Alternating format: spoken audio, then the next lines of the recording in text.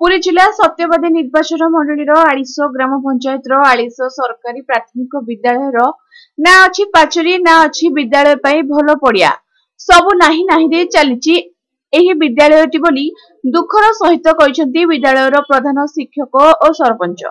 पाचेरी खंडे नथिबारु विद्यालय गोरु गाई कुकुर छेली पशि विद्यालय परिसर में लगी वृक्ष गुड़िक नष्ट करदेवा सहित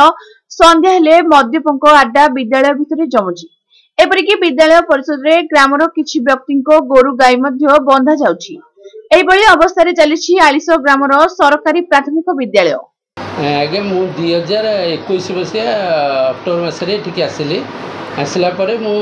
यही विद्यालय एत सुंदर जगह ये विद्यालय एकेरे 10 डिस्ट्रिक्ट जगह अच्छी ये विद्यालय किंतु सबू थी गोटे पाचेरी नथिबारु आज ये विद्यालय कुकुर आउ जावतीय मनीष झाड़ा फेरवाटू पास बसवाटू आउ मद बोतल भितर आसी मद पीवाटू जघन्य काम स्कूल छुट्टी है या मु आम कमिटी एवं स्थानीय विधायक स्थानीय सरपंच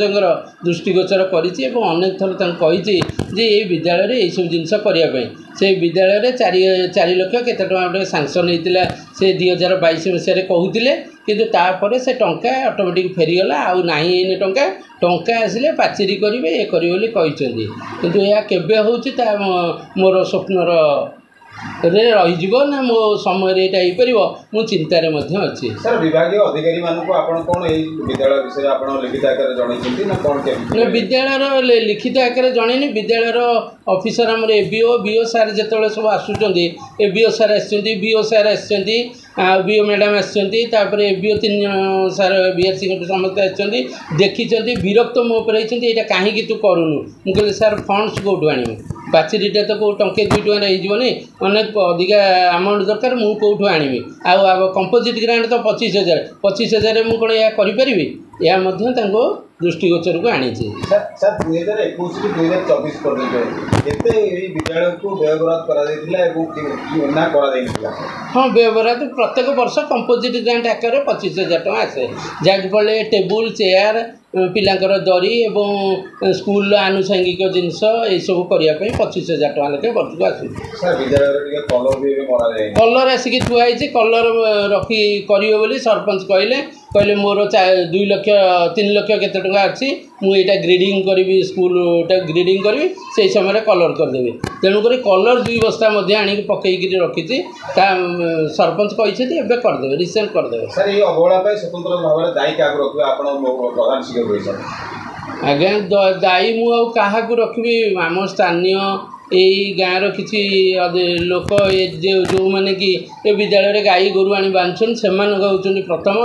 एवं से निजर भावुना विद्यालयटा को गोटे मंदिर बोली भावुना गाई गोरु आणिक रखिदे सरपंच आणिक गछ आज्ञा लगे 25-30 हजार टंकार भल दामी गछ शिशु गछ आकाशी गछ सब आणिक लगे से गछ गुड़िक गाई खाईगला गोटे 400 टंकार आंब गछटे मुझे लगे ता भी गाई खाईगला एवं कदली गछ भी पकेली ता भी गाई खाई जाऊँगी तेणु संपूर्ण भाव में उच्च पद अधिकारी मानक दायी रखिए ना सर स्थानीय सरपंच दायी रखिए ना सर नहीं सरपंच तो अनेक थर आसिक आमको ये कोऑपरेशन करुँच कमिटी बस कही यहीटा कर दियो मुझे करी किंतु सरपंच नहीं आम पैसा अभाव आम ये जिनसा करूँ। मु आलिश पंचायत सरपंच फिरोजचंद्र सेठी और आलिश पंचायत ये आलिश स्कूल विषय जो आप कहले स्कूल तो आप निजे अव्यवस्था अच्छी जी पूर्वतन विधायक जी थे से दृष्टिगोचर करते आम 2.5 वर्ष है ये सरपंच शासन गादी की आसला पर भी आमको बहुत काम करने बहुत प्रतिबंधक सृष्टि भी ताधे आम किसी कम भी कि करें एवं मान्यवर विधायक को लिखित आकार देचु भी अनुरोध कर भी स्कूल परिसर बुलेवाई आनी ताप आम यथाशीघ्र एक्शन नौचु जमी होना कहीं आम स्कूल परिवेश को ठीक ठाक करने देखो कौटी असुविधा रहा कारण 25 वर्ष उठी गोटे विजु जनता दल शासन करुवा बेले आलिश विद्यालय को कहीं निम्नमान स्तर को ठेली दिखार भविष्य छात्र छात्री मानक तौक नि आप तो देखुवे अणदेखा कर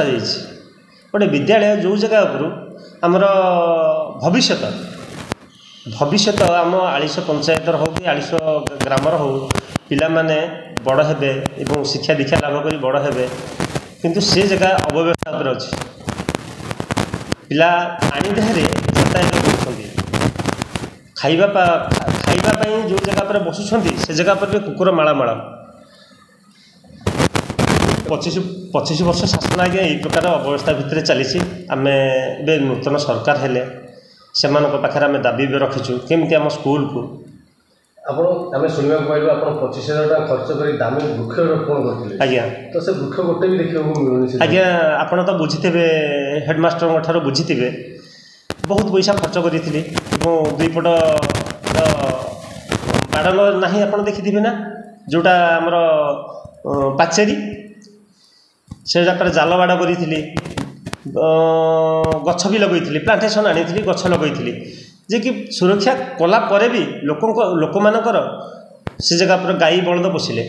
कहला पर भी से बहुत किसी कटु कथा कहले से निरवता ही बसिया पड़ा। तो या आगामी दिन घुषुड़ी पड़ो कि आलिश विद्यालय ना ना माननीय विधायक कहते जे कि यही वर्ष 24 से नूतन रूप देवे स्कूल को।